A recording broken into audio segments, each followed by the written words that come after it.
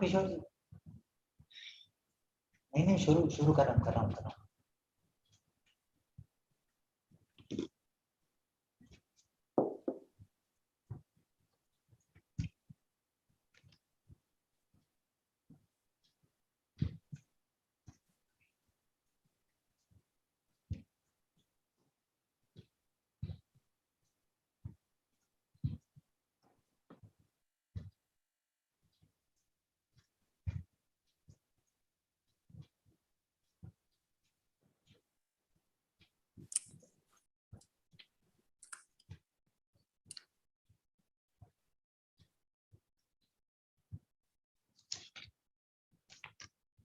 So let us start. Good afternoon, friends.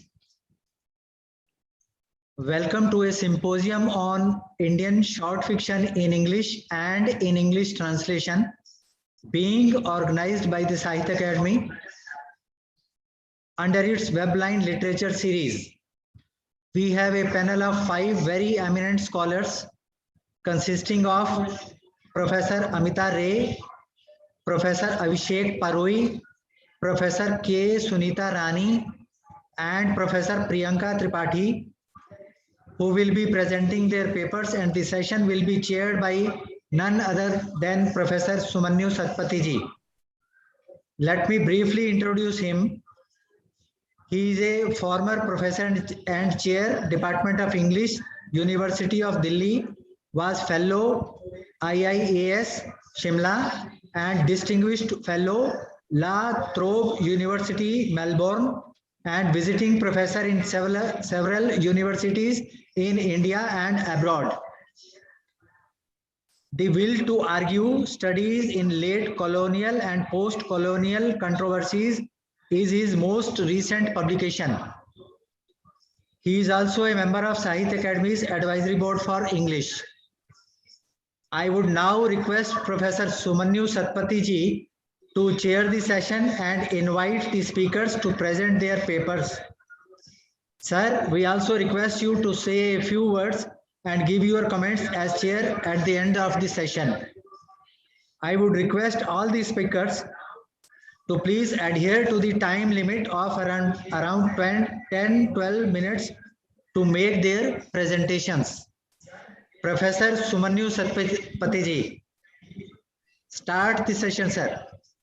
Hello, good afternoon, and thank you very much, Mr. Verma, for asking me to chair this wonderful session of discussions around short fiction in English and in English translation. I must congratulate Sahitya Academy for thinking of a topic like this, and especially, the addendum and in English translation, which is very important because everyone talks about Indian writing in English, and naturally, the Indian short fiction in English is very popular. But at the same time, we cannot lose sight of some of the best writers in the Indian languages who have contributed to the genre of short fiction. There are a number of histories of Indian short fiction. I won't go into those details. I will leave it to the wonderful panel of speakers that we have. I'll be introducing them by and by. As soon as I finish my very brief comments, I prefer to be very brief as a chairperson so that the panel of speakers can really contribute to the ongoing discussion on Indian short fiction. I'll begin by talking about how the term Shudra Galpa, which is very popular across Indian languages, is a translation of the English generic title or rather name, short story. But I have a problem with this exact translation of short story into Kshudra Gulp in a number of Indian languages, when we already had, very appropriate words, terms to define the genre. We had words such as kahani and katha. And they are, of course, tadbhava and tatsama words derived from Sanskrit, but they have been used for generations, even before the short story in the European form appeared in India. Different languages, historians in different languages, historians of the short story in these languages. In fact, the other genres as well, often try to figure out which was the first short story, which was the first novel written in Odia, which was the first novel or the one-act play or play written in Marathi. I think these debates about figuring out which is the first short story or the first novel in these different languages is rather unfair to, and it's also sometimes ridden with regional politics. For example, the first or the play, the first Odia play, or the play which is supposed to be the first modern Odia play, is not actually the first one. The first Odia play was written by somebody from south of Odisha. But because central coastal Odisha has been dominating in the cultural politics of Odisha, that first one-act play or first play is often neglected. The same goes for the short story. So I won't go into all that. What I will try to do by way of a brief introduction is to actually quote a definition of Katha by an 18th century Odia writer, Brajanath Bodojana, who wrote a proto-novel. It's strictly speaking not a novel, but a proto-novel. And we often talk about how prose in Indian languages came in the 19th century, in most of the languages rather. But in Odia and in many other Indian languages, there are earlier versions of Odia prose. Or rather, earlier versions of prose. In the case of Odisha and Odia-speaking tracts, the missionaries brought prose, but much before that, we had the instance of Brajanath Bodojana, who wrote something like a novel in 4 parts. It is called Chatura Vinod. And right at the beginning, he calls it a katha. He says, I will tell a story, katha. And he quotes a Sanskrit. He asks, the narrator asks, what is a katha? What is a story? And he says, Mithya grantha pravandhena monoharati ja brusang nana kautuka hasadvehte katha viyate katha. So what is a katha? In loose translation from Sanskrit into Odia, I can put it this way. Oh, connoisseurs, please listen to a story called Chatura Vinoda in country language. What is katha? Then the sloka is there. That which charms by untrue writings and many that invoke from fun and invoke, that invoke fun and laughter, they are called katha. So first of all, it is a lie, a piece of lie. And it also provokes mirth and laughter. So often we take quotations from 19th century American or British or even the definitions from other European languages. But here is an example of a definition of a short story by an indigenous writer in the 18th century, not 19th century. So if we do enough research, we figure out that the short story was not really born under the British or colonial stars. We had a tradition of our own. The first Odia short story writer, Fakirmon Senapati, also says that he was aware of the influence of European writing. So he comes up with a writer. He says people say that the short story is a borrowed form, but we already had short stories.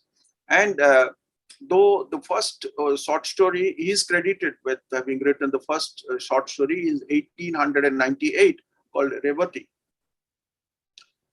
He says in his autobiography that 20 years previously he had written a short story which was published in a short-lived periodical, which is lost, and so he has, he doesn't have a copy of it. Many people think that Fakirmon's he wrote 4 novels, and many people think that his autobiography is his 5th novel. So they don't trust what he says, whether he had actually written a short story before Revati or not. Then we have a number of scholars talking about the first short story in Bangla and the first short story in the other languages. I'll not go into it. So the reason I talk about these Indian languages, short story in these Indian languages, is because of the second part of the topic given for the symposium, Indian short fiction in English and in English translation. I haven't heard of too many people talking about which one was the first Indian short story in English. We hear about one of the Christian missionaries having written a story, but whether it is a part of the tradition or not, we are not very sure.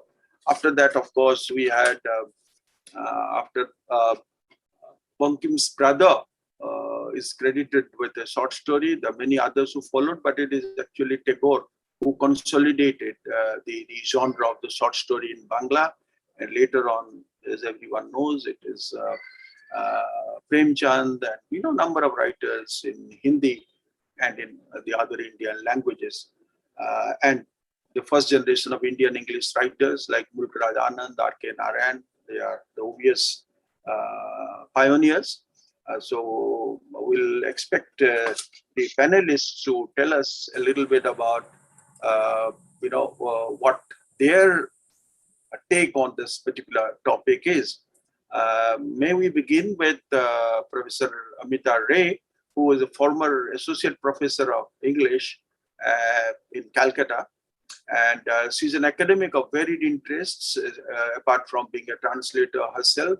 She has written short stories, so probably she will give us some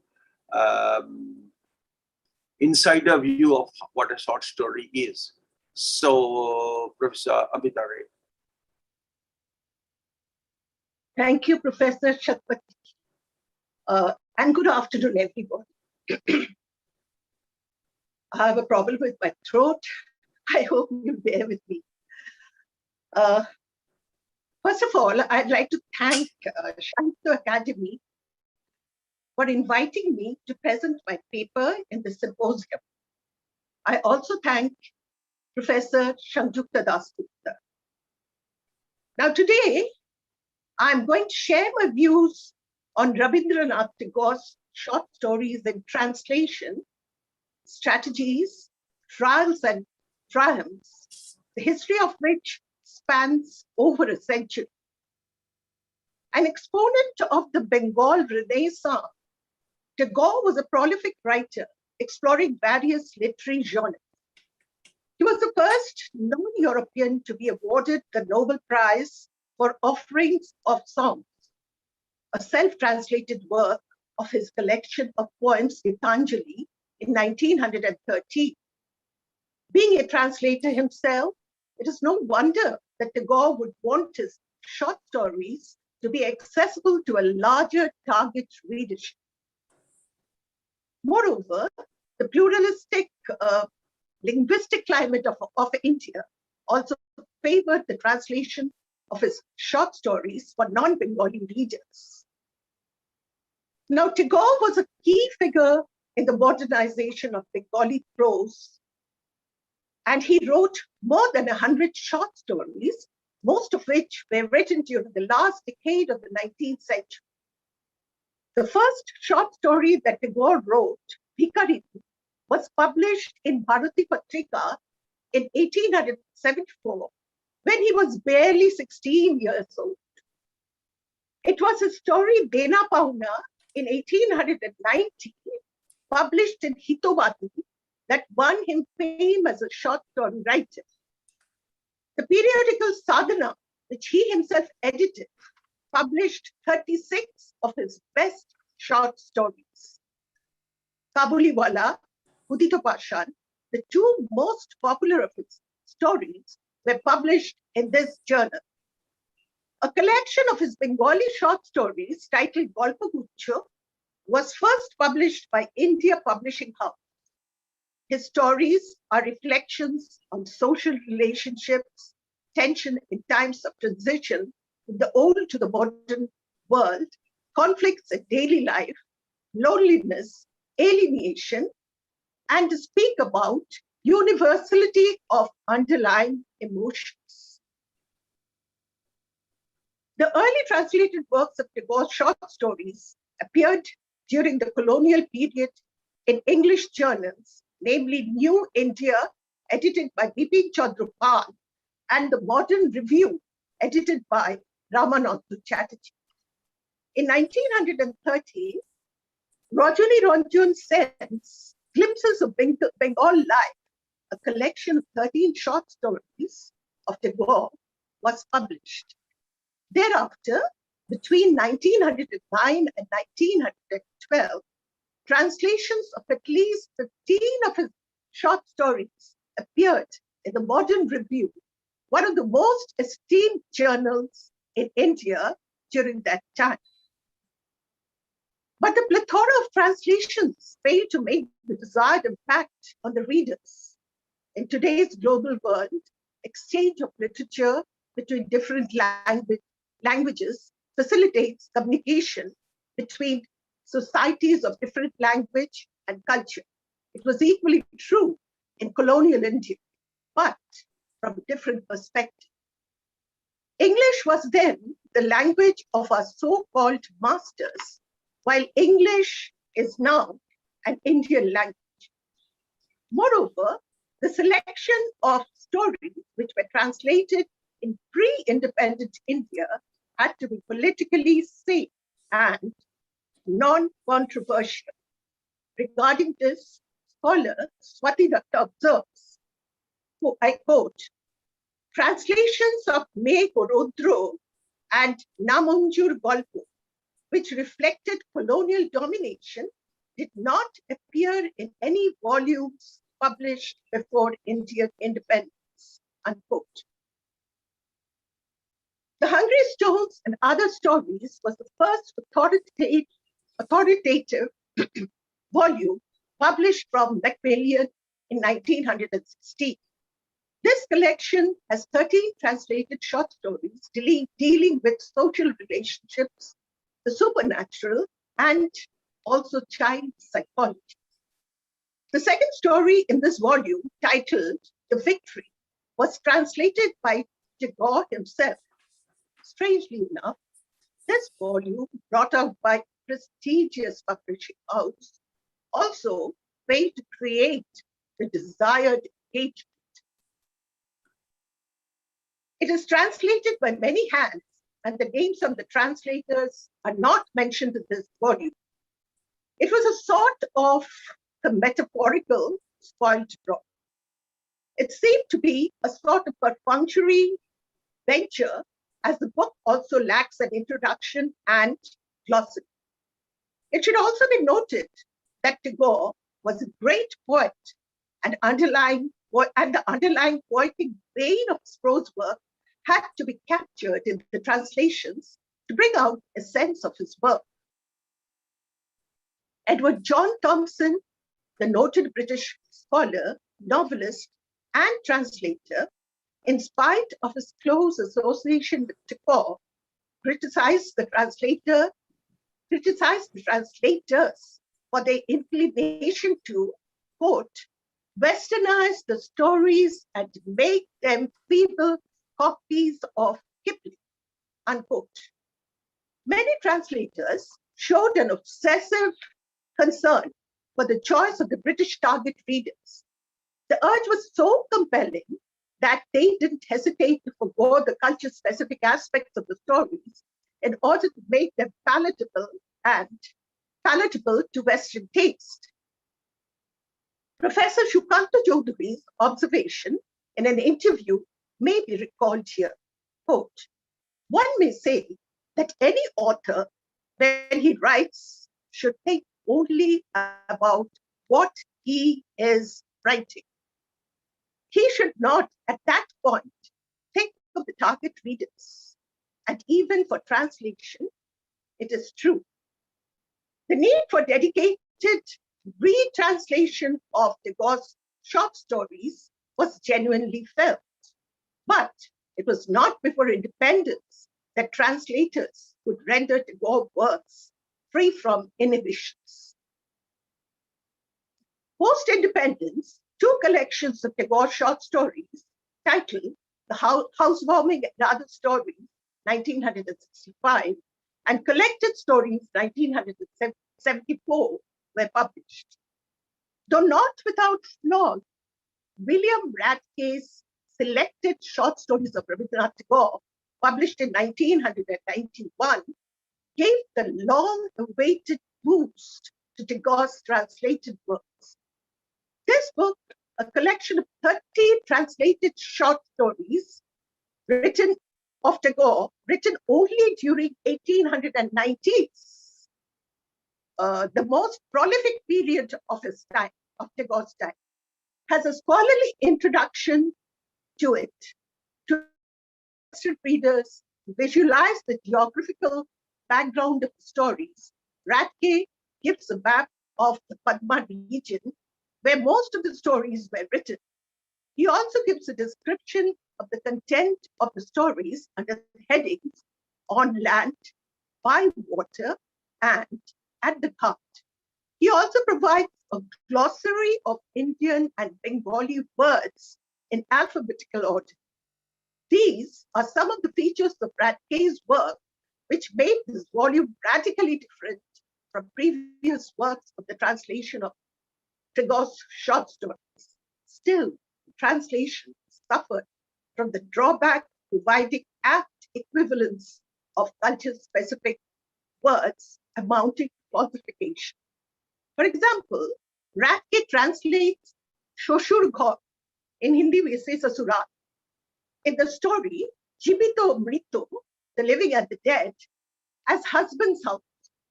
In Indian context, it both literally and culturally signifies the in-laws' house.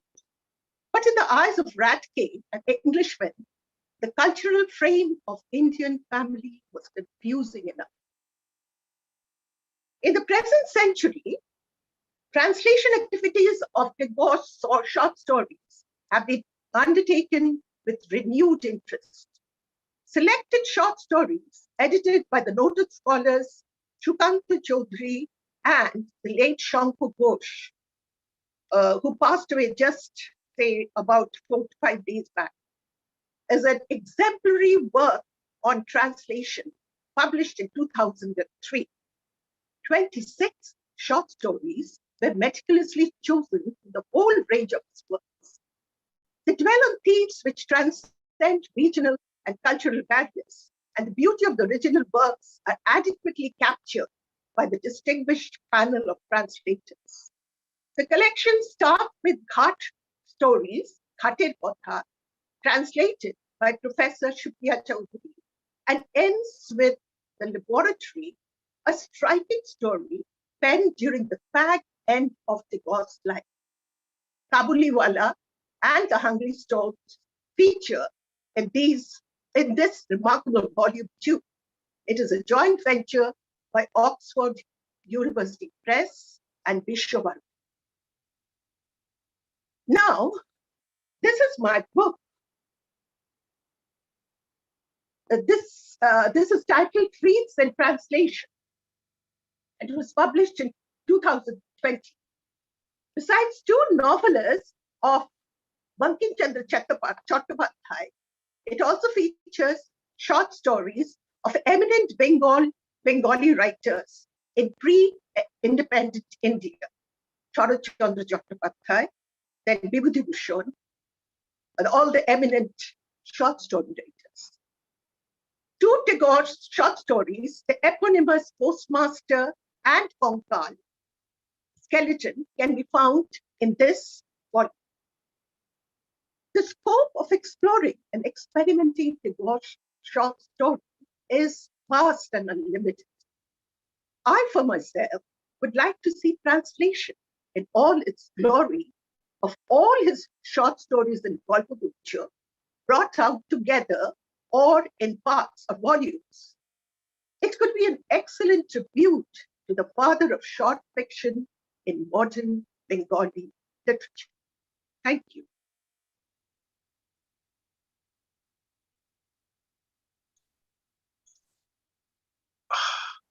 Thank you very much, Amitaji.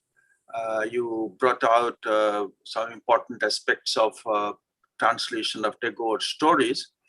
As you are speaking, I was reminded of my own introduction to the world of Tagore when I was a school student, high school student in Balasore. We had a collection of about 12 or 14 short stories by Tagore. And I can still remember, I was barely into my teens. I can still remember the impact that those stories had made on us, many of us. Now, we can answer this question when we come to an end of, all the presentations. But my question is, in what way do you think there has been a change in, this translation scene insofar as Tagore is concerned? If those translations were so impactful, more than 50 years ago, has there been a substantial change in Kabuliwala, for example? The Castaway, Shobha, all these stories I still remember, and they were also translated into Odia. And many Odias who did not know English in those days knew what a great writer Tagore was. So that is one question. The other question, you mentioned something about the political aspect of his stories. One of the stories which was published in a journal, I think in 1890s, 92 or 93, Ekta Ashadhe Golpo. I don't know if I'm pronouncing it properly.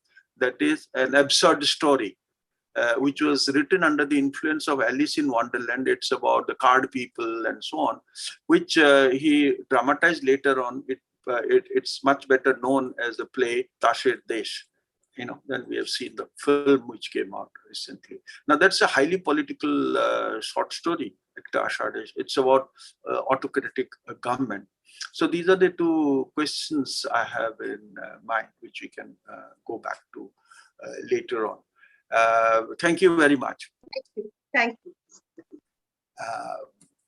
Now we'll move on to the next paper by Professor Abhishek Pardui. Hello, Abhishek.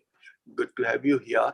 By way of introducing Abhishek, there's a lot that can be said about him, but I'll be very brief because of the paucity of time. He is currently assistant professor in English at IIT Madras and an associate fellow of the UK Higher Education Academy.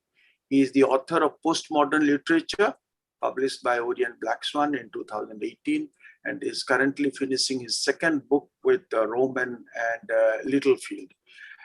We have met before, and I know that you're working on memory studies. You are heading a center, an important center in IIT Madras. And now, we expect you to say something wonderful, some wonderful things about the Indian short fiction in English and in English translation. Thank you very much, sir. It's a pleasure to see you again. It's a pleasure to see you again, Professor Satpathy. Thank you very much, Professor Amita Roy. I learned a lot from your presentation, ma'am. So I'll just quickly go back to the way Professor Satpathy introduced and sort of give the definition of the short story in Indian terms, and how fascinatingly it defines itself as a lie, as an act of fabrication in a way, which is very, very interesting.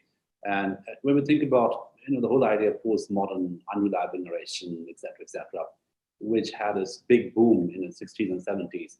And it's amazing how we can go back to the 18th century Indian setting, and we find these were already there in some form, and in terms of how fabrication becomes a medium of representation, which brings me to my topic of presentation, which is I look at the short story as a unique medium of representation. So what is it about the short story which offers very interesting sort of possibilities of representation, which are emotional in quality, episodic in quality? The very structure of the short story is episodic, and I'm very interested as a student of memory studies in the episodic quality of the short story. You can just have one flashbulb moment, which can be the entire short story, and then it can disappear, right? And I'm very grateful to Professor Amita Rai for talking about Tagore, because the person I'm going to talk about is Sharat Chandra, which she also mentioned, and I look forward to reading her translations, which I'm sure will be fascinating. But what I will do in this very short presentation is to look at the medium of melodrama, which is there in Sharat Chandra's short fiction, and they have been translated in various ways, but the translation that I'm looking at the moment is one by Anindita Mukhopadhyay, brought out by Rupa in 2018, which has some of the most iconic short stories, the Lalu short stories, for example. And then again, the more social short stories, Abhagi Shorgo and Mohesh, which are about discrimination, which are about the caste politics, etc., identity politics in rural Bengali setting. Now, as I mentioned, I was fascinated by Professor Satpathy's definition of short story in the Indian tradition. And what I sort of look at when I read Sharat Chandra, and that is something which fascinated me even as a boy when I just started getting access to those short stories, is the quality of emotion. And there seems to be some kind of excess of emotion, which is also why he has been criticized by certain critics, Sharat Chandra. It's a very melodramatic medium. He relies too much on emotion, and there are people who said that there seems to be some kind of, it's all about laughter and tears, etc. But I am precisely interested in that, and I think that medium of melodrama in Sharat Chandra Chattopadhyay's short story, it offers him the possibilities of a bigger range of social realities, a wider spectrum of social realities through which identities, discrimination, oppression, repression, aspirations, these can be represented. Now, just look at some of his iconic short stories. For example, the two most heavily anthologized short stories by Sharat Chandra, one being Mohesh and the other being Abhagi Shorgo. Both rely on a large amount of emotional sort of investment. There's a lot of emotion in both the short stories. And these are also about some very deep, dark, and bleak social conditions, about discrimination, about oppression, about difference in terms of how in the same village, the same neighborhood, the same social structure can sort of consolidate the difference, which are almost barbaric by today's standards. And then we have the protagonists who obviously represent that discriminated class of people, and how the short story, again, the medium of short story, I think it would be very different if this were a novel, I think, and that's why I'm more interested in the medium of short story. The medium of the short story, it offers Sharat Chandra, and he is a sort of an artist par excellence, I think, how he uses this medium to completely talk about one intense emotion, one intense aspiration. And in the case of Abhagi Shorgo, for example, it's about one intense, almost death wish for this woman. She wants to be, posthumously presented as, one of these iconic identity figures. She's so cremated in a way which will not be allowed according to their social customs at that point of time. So it's all about one emotion. It's all about one aspiration. It's all about one particular melodramatic moment. And the whole structure of the short story that Sharat Chandra weaves around these emotions just gives a tangible shape, an architecture for that emotions to be played out. So I think we need to, and this is one of the projects I have in mind, revisiting melodrama, because I think melodrama is a very serious medium, and we sort of tend to look down upon it as being not that artisty, not that qualitatively refined, etc. But I think the medium of melodrama, especially when it comes to the short story, and I think some of Premchand's short story can also be used as an example. If it is used by a super craftsman, if it's used by a super artist, the Short Chandra or Premchand, or even Manto for the matter, some of his works are interesting that way. I think the medium of melodrama, especially when condensed with the structure of the short story, it can offer some excellent examples in terms of how the social reality can be represented, can be stylized, can be exaggerated, can be embellished. And this stylization of reality, the lived reality, how do you stylize it in a short story through a melodramatic medium, is something which we see again and again in Short Chandra's short fiction, which are also, if you sort of go back and reread those stories, and I'm sure Professor Ray would agree, because she obviously is a scholar in this, that the stylization of reality, the over embellishment of emotions, everyone seems to be very emotional, very excessive. That in a way offers a really interesting range through which so many social ills and issues and identities are represented. Right. So what I'm interested in as a student of the short story, as someone who's interested in memory studies, for example, is the very deliberate lack of refinement. And I think it's very deliberate. I think Short Chandra is a wonderful writer, but it's very deliberate lack of refinement through the melodrama. I think that offers a very interesting medium. That offers almost, shall we say, a new ontology through which social realities can be revisited, can be critiqued, can be commented, especially when it comes to things like Mahesh, for example, which is about this man-animal relationship and how that becomes so symbolic in terms of looking at the structures of discrimination, the structures of oppression that are sort of surrounded around the characters, around the subjects. And of course, it's also about the empathy that a human being can have for an animal, and how, interestingly, the name of the short story is the name of the animal, Mahesh, right? The cow in this particular case. And there's this very interesting father-daughter relationship which revolves around the entire idea of sort of water scarcity, discrimination, identity politics. But at the end of the day, the medium is very melodramatic. And I think that's a very serious medium for us to reconsider, to go back to, especially in the context of the structure of the short story. And I think I really offer my congratulations and gratitude to the Sahitya Akademi for conceiving this forum, because I think this is a forum when you go back to these writers and sort of look at the way, because I personally feel Short Chandra is too good a writer not to be deliberately playing with melodrama. I think it's a very deliberate ploy on his part to use that medium to reflect the realities around that time. So I stop at this point today, and I'd be very interested to learn more from the other panelists on this. But thank you for this opportunity again.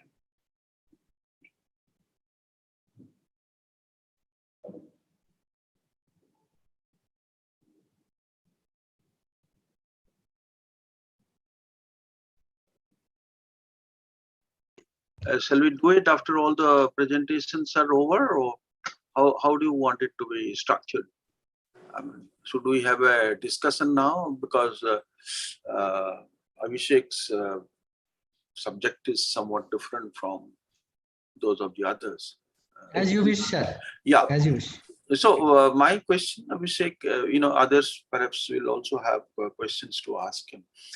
My question is this element of melodrama responsible for a kind of lukewarm response of his readers, particularly the scholarly readers, where we have we see scholars paying a lot of attention to Tagore's work or Bankim's work, whereas Sarat Chandra, be it his short fiction or his novels, I think he seems to be a bit unsung, whereas he's one of the most popular writers of his time. So do you think this element of melodrama somehow is misread as a kind of underachievement by scholarly critics? That's the question that I have in mind. No, that's exactly what I would like to engage with, because I think there's a very deliberate lack of refinement in terms of characters are overtly, excessively emotional, etc. That somehow, that has sort of discounts the idea or the understanding of artistry in a sense, right? And that probably has accounted for the lack of critical acclaim, as very correctly pointed out. The short had received or not received compared to its contemporaries, such as Tagore and Bankim. Whereas, again, as very correctly pointed out, that has also contributed to its mass popularity in terms of the amount of readership he's had.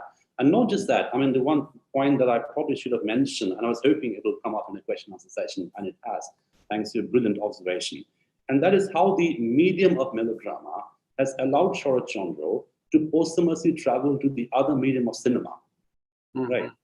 Which is, I mean, if you think about even a film like Devdas, I mean, even today, it has been endlessly replayed, endlessly reproduced from the Prometheus Barua to the Shah Rukh Khan thing. So the fact that it's traveled so much, and that is like a double-edged sword in a certain sense, because on the one hand, it has taken away the normal commonsensical understanding of artistic merit, which has probably accounted for its sort of lack of critical acclaim. And that, I think, should be revised, because I personally would like to go back to that and say how it's a very deliberately used medium by Sharat Chandra, the melodrama. But on the other hand, it has given him some kind of an ontological flexibility through which his stories can travel to the other mediums. And the melodrama has given that flexibility, that fluidity as a medium, I think, through which his stories enter the medium of cinema, television serials, and so many other forms. So that would be my response to your question, sir. Okay, thank you. I just, for everyone's information, Sharat Chandra is hugely popular in Odisha. He was read in Bangla at a time when most Odias knew Bangla. But later on, when Bangla was not that popular as a language to learn, he was translated, massive translations, massive amount of translations of Sharat Chandra's work, and is very popular among housewives mostly. I don't know whether that has anything to do with the melodramatic element, something that we see even in Devdas, excessively melodramatic. So I think that's an interesting point, sir, because there's another point which comes up in Sharat Chandra, the emasculated man, right? And because it's a very melodramatic representation, the kind of masculinity in Sharat Chandra, that's another research I'm very interested in. He sort of seems to represent, according to popular idea, the emasculated Bengali man. So as he very correctly pointed out, this readership is assumed to be very gendered in quality. It's assumed to be read by women and housewives, etc., because of the supposed melodrama. But I think that's more complex than what meets the eye. It perhaps needs to be revisited, that choice of medium, I think. I think Amitaji or the other panelists can also ask questions, and we'll come back to Amitaji's presentation later on. There will be more questions on her presentation. But if she has anything to say on, your analysis of Sharat Chandra's the melodramatic element in Sharat Chandra, everyone is welcome to ask. Abhishek, Amitaji, or I think it was a wonderful presentation, sir. I mean, I learned so much about Sharat Chandra. Of course, I have known everything through translation. But when it comes to melodrama, I just have one observation. I think at the time when Sharat Chandra wrote, probably the whole melodrama emerged out of the society that one was part of. And probably now we can see it in reversal.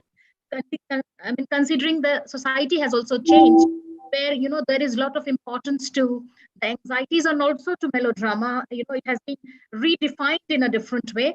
So maybe this kind of reverse reading of Sharat Chandra in a way would be very interesting, and I hope we have a lot in translation that we can read. So I'm very happy. I have really loved your presentation. Thank you very much. Thank you very much. Thank you, sir.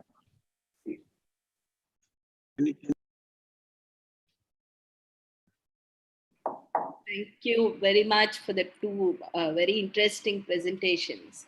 I've been throughout thinking about the Telugu context, like how we were brought up on Bengali literature and Russian literature. And it was not just melodrama that appealed to us. I think we could, some of us even thought it was part of Telugu literature. We didn't know they were translated. So they were so much nativized that we could find many connections actually. And what appealed to us was also like certain things which were really curious for us, for the Telugu readers. two things, one from Russian literature and one from Bengali literature. Russian literature, making tea in samovar, that was one thing that was like became a kind of quoting all the time.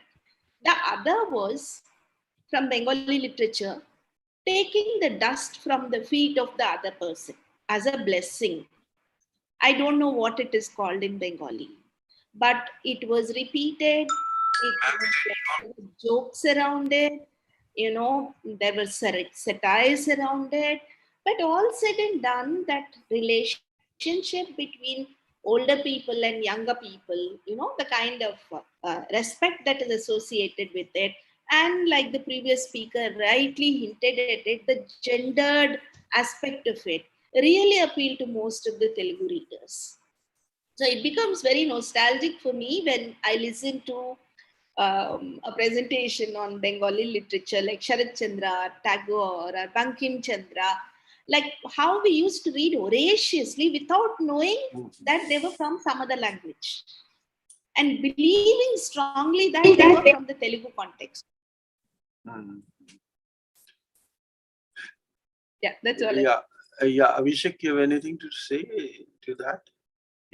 No, it's interesting, ma'am, that you mentioned Russian literature, because growing up as I did in the 90s West Bengal, there were a lot of translations, especially by a publisher called Raduga Publishers. And so I sort of, when I was growing up in my 12 years, 13 years, that kind of phase, I ended up reading more Chekhov than Tagore, thanks to this massive translation industry which was there. And so when you talked about samovar, I remember, it's probably very anecdotal, I remember asking my grandparents, do we have a samovar as well? Right, so can we make a samovar? And that was the impact those translations had at that point in time. And of course, these were great writers. I mean, we're talking about Chekhov and Gorky and other people. But the translation of the landscape into small utensils and domestic vehicles, and it's something which was fascinating for us. And your point about taking the dust from the feet. I mean, in Bengali, the term is used as paye dhulo. It's like taking the dust from the elders as picking up some wisdom from them. And Professor Ray can correct me, ma'am, if I'm wrong in this. But that's like taking a blessing from the more wise, more experienced person. And I'm glad these metonymic translations took place. I had no idea that in the Telugu landscape this was so prevalent. But yeah, it's wonderful to know that, ma'am. What I like best about these symposia and seminars of Sahitya Akademi is that willy-nilly all of us to start talking about translations. Tagore, Sharat Chandra, they are read in Telugu translation, Odia translation. It's such a wonderful thing. And Chekhov, Russian writers. So willy-nilly, the question of translation and what translation does to these texts. Now, it's not only about circulation of texts, but it's also about the reception. Depending on the kind of translations that were available. If the translations were not good enough, the originals were lost to us. But if they are done well, then we still remember them. So, the question of translation and, particularly paye dhul, which is in Odia, pada dhuli, that's a bit of Sanskrit. Pada is pada, that is paye, pada dhuli. So it's wonderful the way translation has worked. Thank you, Abhishek, for that wonderful presentation, and you kept it brief. But I can see that, because we are given very little time to speak, it should be in nature of dialogue. So after you finish talking, we'll go back to your paper, your ideas through other questions. And I'm sorry, Amitaji, we must come back to your paper also. There's some very interesting questions that were raised by your paper. Our next presentation is by Dr. Sunita Rani, who is a formidable scholar in her own rights as a professor at the Center for Women's Studies, University of Hyderabad, a university where I was a fellow long ago. Presently, she is working with the Center for Women's Studies. Her areas of interest include gender studies, cultural studies, comparative literature, and so on. And her major publications in English include, there's so many, I'll just mention one or two significant ones, and I'm interested in these areas. Dalit women's writing from Telugu, English in the Dalit context, then Vivinna, that is diverse voices from contemporary Telugu writing. So looking forward to your presentation, Shanita. Professor Satpathy, Mr. Verma, and colleagues, a very good afternoon to you. I would like to take it from the previous presentation and the response by the previous speaker. Yes, Telugu also had a publishing house which brought all Bengali literature into Telugu, which was called Desi Publications, as the name itself indicates a lot. And none of these books had the translator's name. So maybe this is one reason why we thought it was originally written in Telugu only. Well, I would like to focus on one of my own translations of short fiction, which a collection of short stories that was published by Sahitya Academy by a writer, Devarakonda Balagangadhar Tilak, who was born in 1921 and passed away in 1966. And throughout his life, he was writing short fiction and poetry very, very actively. This collection of my translated short stories was published in 2016 by Sahitya Academy. Balagangadhar Tilak, who is also known as, or he is more known as Tilak, very, very fondly known as Tilak, is known for his poetry. The Night That Rained Ambrosia is the title of the collection of his poetry, which is very, very well known in Telugu as well as in English translation. That is one interesting point, like why when he has written short fiction as well as poetry, why he is known as a poet, but not as a short fiction writer. But he has an answer for that. He says in one of his poems that I am found in my poetry. I am found in my poetry. So it shows that his poetry was his passion, but his short fiction was no less. It reveals his ideological passion as well. He was a member of Progressive Writers Association, and his progressive ideas and his ideologies can be seen in all his stories that range from the stories of a fisherman's community to the very rich, very elite sections of the society as well. And his short fiction touches upon various issues of life, like human relations, exploitation, political issues. And the previous speakers were referring to melodrama, for instance. And here is Tilak, who has written in a surrealist mode as well, where the Libyan desert turns into the site of the World War. And the surrealist story presents the severed human organs coming up and speaking, like a soldier's hand, somebody's leg coming up, turning into, acquiring life and speaking for the dead people, as if they are like the entire body or the entire identity of the person who has passed. My choice of this collection for this presentation is also based on the fact that the writer that I'm referring to was not only a poet, not only an activist, not only a short story writer, but he himself was a very passionate translator, particularly from English. And his translations, which refer to like very ideological points again, have been part of his collection of poetry as well. I think that is one of the reasons why I thought it would be appropriate to choose Tilak for this presentation. And as many of us always teach, discuss, and write, translation is a reading, is a passionate reading, is a close reading, is a multiple reading. And whenever I read Tilak, like a very, very sincere, close reader, with all my admiration, but also with critical admiration, I find a new connotation coming up. I find a new voice coming up and a new perspective emerging from there.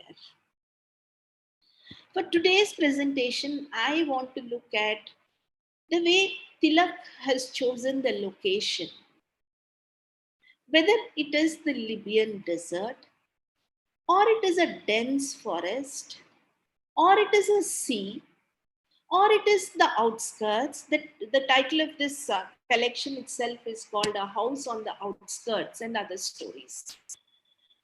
All these places, all these locations are generally not considered to be the mainstream locations. And these locations have different meanings as well. But Tilak tries to change the connotations and nuances of these places and shows how they can actually be completely transformed for one reason or the other. Like I was just mentioning the Libyan desert, where a desert is not populated, but the World War brings in population in a very, very violent manner, in an aggressive manner, not complete people, but the fragmented people with full of life speaking against the war.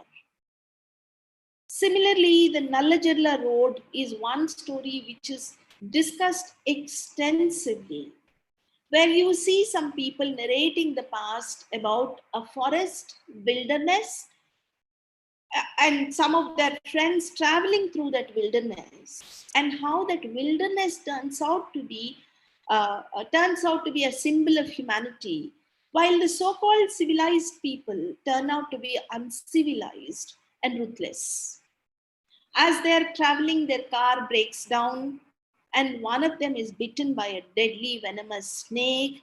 And a father and daughter living in that forest, they take them to their hut, they treat them, they use some anti-venomous herb, and the person is like out of danger.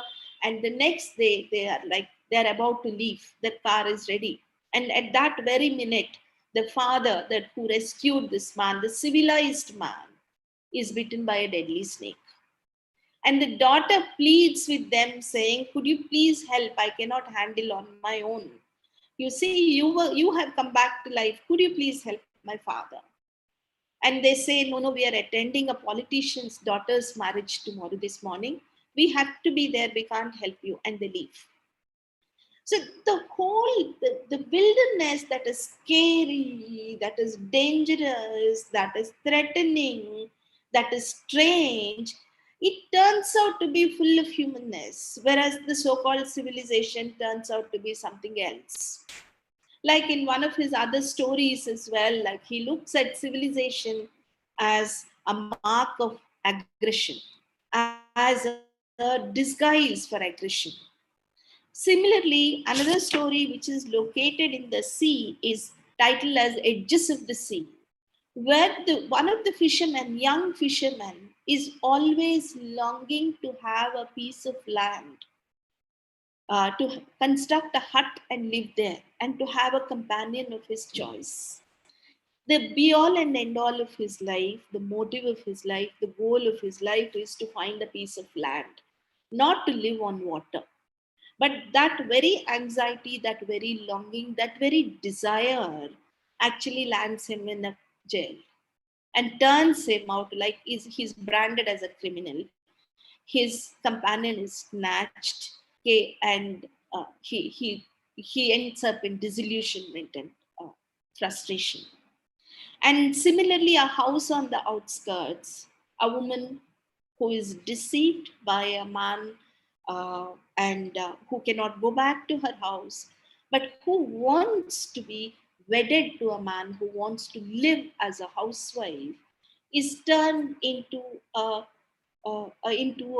sex worker, and she's exploited thoroughly, not by any other man, but by an older woman who is insecure about her survival, about her livelihood.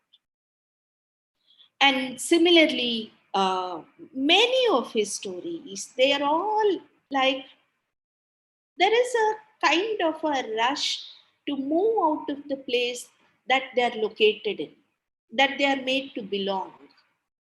And that anxiety makes them go berserk and like desperately look for many other avenues and many other doors actually to knock at, to escape from, to live like quote unquote, like to live like the mainstream or according to them, the normal human beings, because they're living in abnormal situations. So this angst, this anxiety, and this desperation to move out from the place that they belong to, that they're made to belong to, but they do not want to belong to, is something that actually runs across his fiction. Maybe it is one of his Progressive Writers Associations, the affiliation with the Writers Associations, inspiration that makes him portray human beings who are always in search of a better world, who always believe that I can find a better place, it is all in my efforts. And none of these people think that this is my fate and I have to end up here. But there is constant struggle going on between the location that they are placed in and the place, the destination they want to reach out. I just wanted to make these couple of points given the time that is 10 to 12 minutes.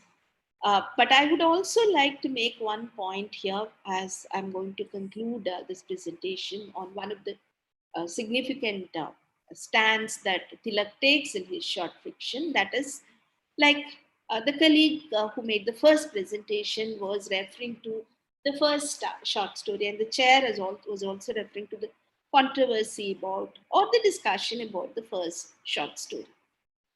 Telugu literature also has similar debates. Which is the first novel? Which is the first short story? The very first novel that is considered to be the first novel was not the first novel, but there was another novel which was written almost a decade before this so-called first novel. But it was not considered to be the first novel by the literary historians, because that novel has a heroine who is a tribal girl and the hero is a king. How can a tribal girl be a heroine? And how can you consider this kind of a novel the first novel? And also, it was based on, to some extent, history. So, historical writings could not have been considered as novels in 19th century, according to literary historians. Similarly, the first short story for a long time, the first short story was Gurajada Apparau's short story was considered to be the first short story, which was published in 1910. But it was much later when a feminist magazine in Telugu actually excavated the fact that the very first short story was written by a woman and it was published in 1902. So when there was a first short story written and published in 1902, how can the short story written in 1910 become the first short story? I think several of these discussions and deliberations around, I'm sure, many other literatures, also because of the politics of anthologizing Exactly. and the politics of recording and recognizing. That is the point. Thank you so much, Akademi, for giving me this opportunity. Thank you. Thank you, Sunita ji.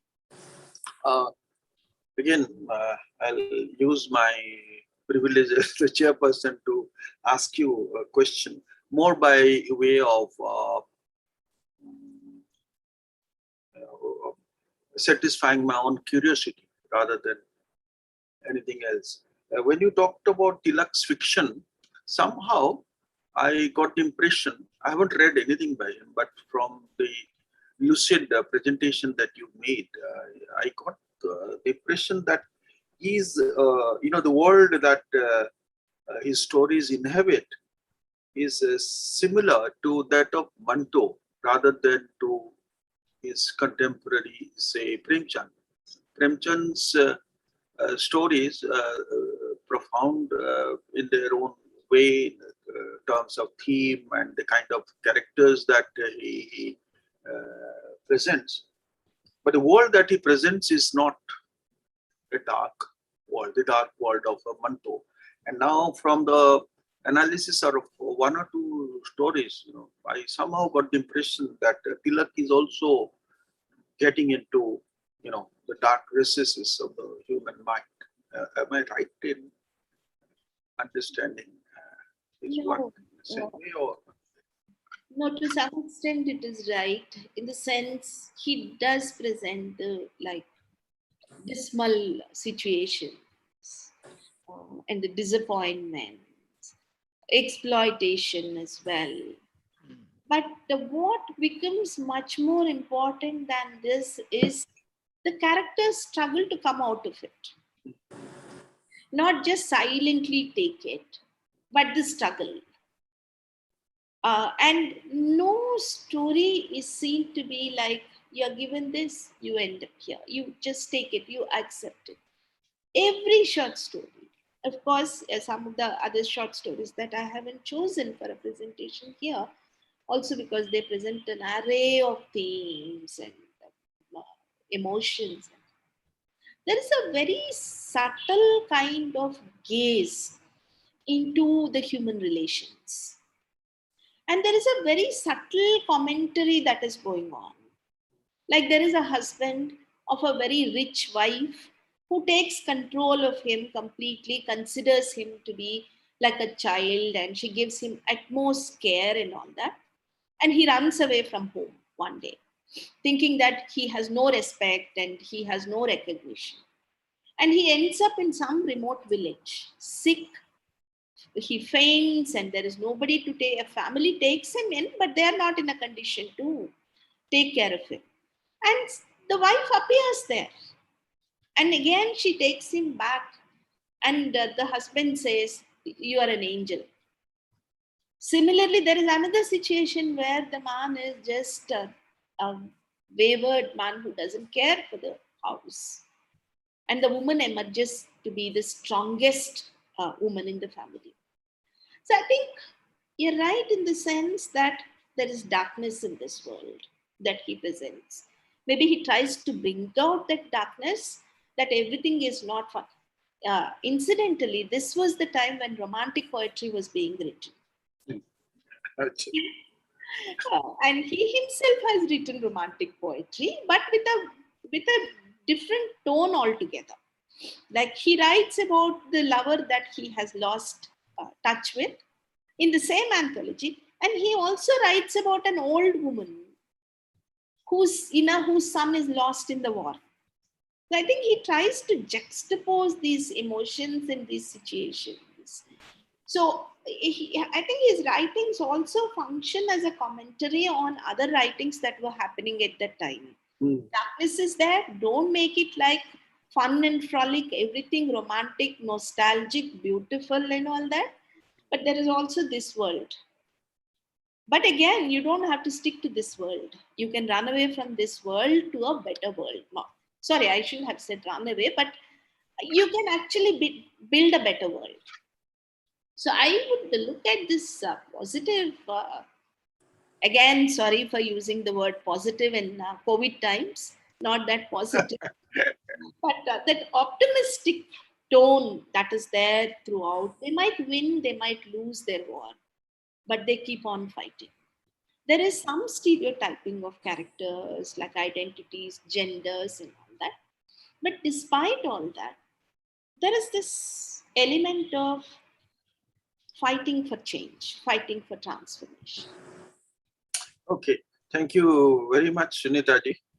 If there are other questions, we'll come back with those questions because it's getting late, and I will now call upon Priyanka ji to make her presentation. By way of introducing her, I should say that she's an assistant professor of English, Department of Humanities and Social Sciences. Again, another IITian, but from Kharagpur, not Madras. Her PhD was on sexual is political, gender, body, and language in Indian women short fiction in English. It's wonderful. As a subject of a PhD dissertation, you have taken up short fiction in English, women's short fiction in English. So I'm sure your presentation will have something to do with your PhD. Currently, she's working on an ICSSR project Mapping Domestic Violence in the Times of COVID-19, a study from Bihar. Oh, all very topical and very interesting. So, Priyanka ji, your paper, please. Thank you so much, sir. First of all, I am thankful to Sahitya Academy for this invitation, especially Verma sir and Sanjukta ma'am. Sir Satpathi's work I have been, following for a longer time, and I get to meet him for the first time, though virtually. So I'm like really very happy about this. I think I'm totally in awe of my fellow speakers, for there was so much to learn from what they have spoken today. Of course, like my PhD, I am going to talk about the genre of Indian women's short fiction in English, which boasts of a rich tradition spanning more than a century. And while I was, trying to pin down on a subject which was ideal for my PhD about a decade earlier, I thought of Gray's elegy and many a flower is born to blush unseen. And that is what he wrote. And that was primarily, the idea behind taking up this kind of a generic study, because when I started researching on this genre, I found that there was a kind of a conspicuous negligence, which made it kind of imperative to re-examine and recast women's short fiction in India. Women's writing, we know, bear the authentic signatures of their experience, open before us a new vista wherein one can find how societies and traditions have played a kind of subversive role in relegating women to a secondary position.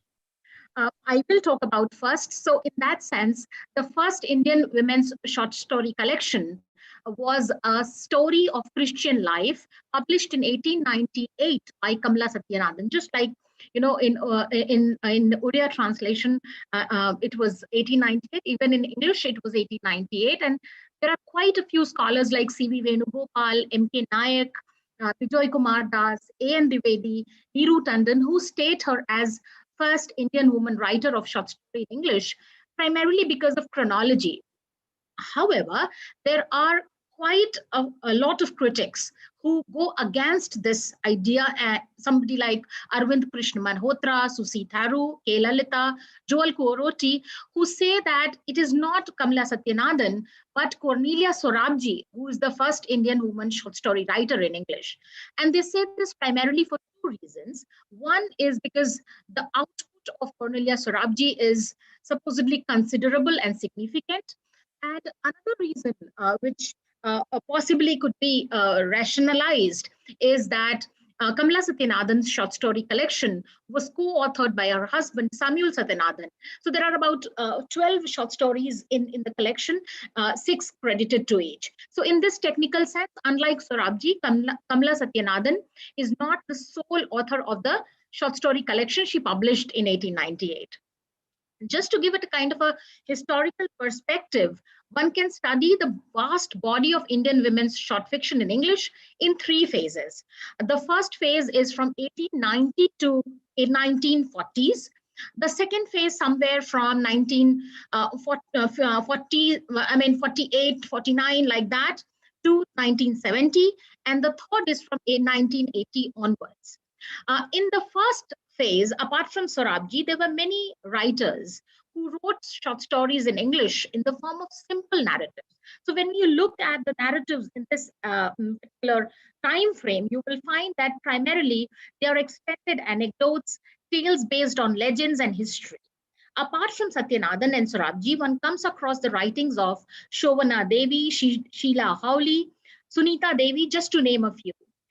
But after 1920s, we find that Indian women's short fiction in English slightly matured in terms of its expression in language due to the spread of English education and the advent of periodicals shaping their writing in form of prose style. You will find writers like Swarna Devi, Swarna Kumari Ghoshal, Santa Chatterjee, Sita Chatterjee, C.T. Ramabai, and Ela Singh, who belong to this period. However, until 1950, one doesn't find many women writers publishing their short story collections, and there are few critics who have written about this, lag. They say that the entire nation was kind of engrossed in the nationalistic fervor, and therefore there was less literary output in terms of, how women would do it. However, things changed after the independence, and when India won her independence in a way in 1947, it was politically free. But the experience of the freedom movement, followed by the event of partition, was agonizing to many Indians. The tension and the bitterness brought in several social changes, and these changes and transformations were visible in the writings of sensitive women writers. Charu Mehrotra refers to it as barometer phenomena, which faithfully registers the strain and stresses, the peculiar flux and gradation, the obvious and the not so obvious features of the social milieu. Ila Sen, Krishna Nehru, and Atya Hussain, they have stories that deal with tension, trauma, and tragedy of partition and bloodshed that took place in 1947 in India and Pakistan, and kind of visualize freedom, especially for women. And then we, of course, in short fiction in English, we also find a kind of a 10-year gap where there was, I have my literature review doesn't suggest that there was a kind of a short story collection that came out, but after a gap of about a decade, Usha John and Shanta Ram Rao published their short stories. They were followed by Ruth Prawar Chhabwala, who has to her credit about 6 short story collections, and in which she portrays the life of India, sometimes like a very intimate insider and sometimes like a very critical outsider. Jain Nimbakar, Sunita Jain, Nergis Dalal, Kamla Das, these were writers who followed the other writers in this particular decade. In the third and the final phase, not really final because I also talk about the fourth phase in a way of the Indian women short fiction in English, thanks to the rapid expansions, the global communities in the 1980s, the short story explored hitherto unexplored dimensions. Like you can see there is a quest for broken or hyphenated identity, diaspora, transnational relationships, onslaught of global forces on local cultures, so many things. I mean, Usha Bande, in fact, writes that there is nothing that escaped from the notice of the storyteller, from the political behavior to joint family system, generation gap, changing attitude towards love, marriage, sex, all kinds of concern that were primarily related to women were explored. And she says that the writer too became the part of this game of seesaw, where there was constantly a juggle between tradition and modernity, old and new value systems. So in that sense, you will come across many writers like Shashi Deshpande, Bharti Mukherjee, Chitra Banerjee Divakarani, Jhumpa Lahiri, Neelam Saran Gaur, Anita Desai. The list is long of the writers from this phase. There were few reasons why this kind of sudden spot and interest in the form of promotion and support it received from major publishing houses. So there are many noted Indian publishers who came up at this point of time. Writers Workshop, Penguin, Macmillan India, Oxford University Press, Rupa, Kali for Women.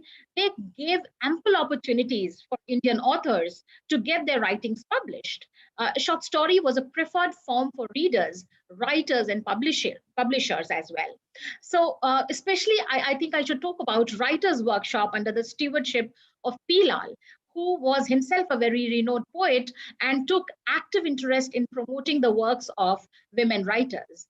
Especially in 1978, he went on to publish a short story collection of 3 major writers, Raji Narasimhan, Shashi Deshpande, and Juliet Banerjee. And then, of course, the demand grew.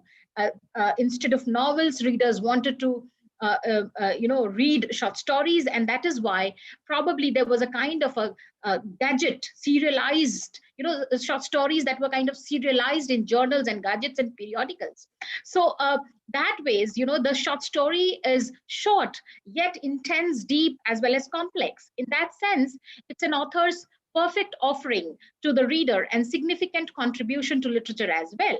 So when we talk about women's writing in India, they were quick to realize this, the potential of this form, and therefore it became a very hospitable genre to them to explore, because unlike the novel, which required considerable time and energy, the short story writing required less time, which they could practice during their leisure from the household chores. Added to these advantages, the short story also proved to be the preferred form, because the marginalized position of the form of the short story probably suits to express the voice from the margins. This was one of the potential reasons behind why women writers chose short story as a medium of expression, not just by compulsion of any sort, but necessarily by choice. In short, the short story is in itself central to human experience. So are, of course, poem and novel and play, but most naturally the short story. And that is why probably Shiv K. Kumar writes about this as saying that women writers seem to have lent a new dimension of sensitivity and perception. Of course, when I talk about these three phases, which I did in my research, of course, later on, when I started researching on the fourth phase, that could be possibly be part of, and also where I would try to end my presentation, is that of online writings, New Yorker, Bombay Review, Kitab, Bangalore Review. There are so many forums I have come across, and all of us have come across, where short stories by Sumina Roy, Sucharita Datta Sane, Madhuka Little, Nishi Pulugurtha, they have written, and from menstruation to menopause, from nature's love to mental health, from the disease of the heart to the anxieties of the mind, they have explored every slice of life with a nuanced and non-judgmental perspective. So I think this genre of writing needs to be, re-looked and recasted in the academic body of writing, and integrated it as a main form is something that I would like to end my presentation with. Of course, if there are more questions, I can go ahead and discuss how I did a kind of a comparative study between the two models that I applied of D.R. Nagaraj, where there was this Gargi model and Katyayani model. But yes, for the time being, I just wanted to present a kind of a historical perspective on the genre of women's writing, Indian women's short fiction in English. Thank you, Priyanka. Thank you very much for kind of it was fairly comprehensive, beginning with the very first short story by a woman writer to the most recent times, and even the way the web has been used by these writers. Thank you very much. Any questions? Because we are running out of time. We have barely 5 minutes to go, and we'll have to return to Amitaji. I've been very unfair to her. My deep apologies, but we'll come back to Amitaji. And so we can have a minute or two to discuss Priyanka's paper. Any questions? Abhishek, Sunita ji? Anyone? Any questions? Amitaji, do you have any questions for Priyanka? Abhishek, do you have any questions? I just want to congratulate Priyanka Tripathi for a fascinating paper. I learned a lot. Thank you very much. Thank you. I have just one question, Priyanka. Yes. Looking at the title of your PhD dissertation, Sexual is Political, and so on, and the general complaint of the subject of domesticity in women's writing, at least in the first half of the 20th century. How does that transit? And we are talking about Indian English writers, because if you look at Isma Chugtai and others who wrote in Urdu and Hindi, women writers, even Bangla women writers, they did address questions of the body and sexuality. But insofar as many other languages are concerned, my own language, Oriya, for example, it's only even now very few Oriya women writers address these larger issues beyond domesticity.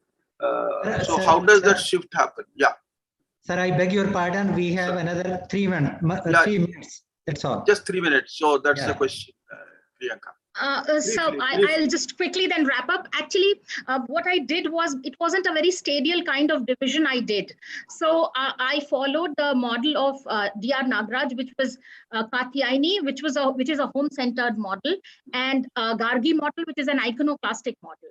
So, within this domesticity also, so there were 3 coordinates: gender, body, and language, and different themes. I tried to explore that in various short stories in Indian women short fiction. Thank you, Priyanka. So we'll go back to Professor Amita Roy. The questions that I had raised right at the beginning about Tagore's at Oshade Golpo and the politics in it, if you can address that, and the question of translation. Yes, you had mentioned Tashid Desh. Tashid Desh, that is a play, but originally it was written. Originally it was written as a short story, Ekta Oshade Golpo. That was 1894 or 95. That was published in a journal. The subject is the same, the characters are the same, but he returned to that theme again and again in 2 or 3 versions. So, and I'm talking about the first short story version of, Ekta Oshade Golpo. Probably you are not aware of that. You can go back to it. It's there in one of his collections. Ashade Golpo. Ashade, matlab, it's an absurd story or a tall tale where these people are card people, A prince is imaginative sort of. A prince and his friend are cast away to a strange land where the people are made of cards, playing cards. Yes. And they are being autocratically ruled by the king and queen of that land, and how they don't understand what is freedom and enjoyment. So that is Tagore's indictment of kind of autocratic rule. So he is using the medium of the short story for political comment. Mind you, it's not about fascism or anything in the 1920s, 30s, or 40s. It's about the British rule in India. Anyway, so. And also Ghare Baire. It's a novel over there also. It's replete with political commentaries and views of Tagore. But it's a novel, it's not a short story. Yeah. Anyway, thank you very much. I must thank and congratulate all the panelists. I hope you publish your papers together and maybe send them to Sahitya Akademi. They'll be either published in Indian literature or maybe in a separate edited volume. So congratulations to all of you. It has been a learning experience for all of us. And over to Mr. Verma. Thank you very much, sir. And I thank you all of you on behalf of Sahitya Akademi for sparing your valuable time and participating in this lively session. We hope to organize some more programs virtually till the situation gets back to normal arising out of this corona pandemic, as you all know. We look forward to meet you again. Namaste and thank you very much. Thank you so much. Thank you everybody.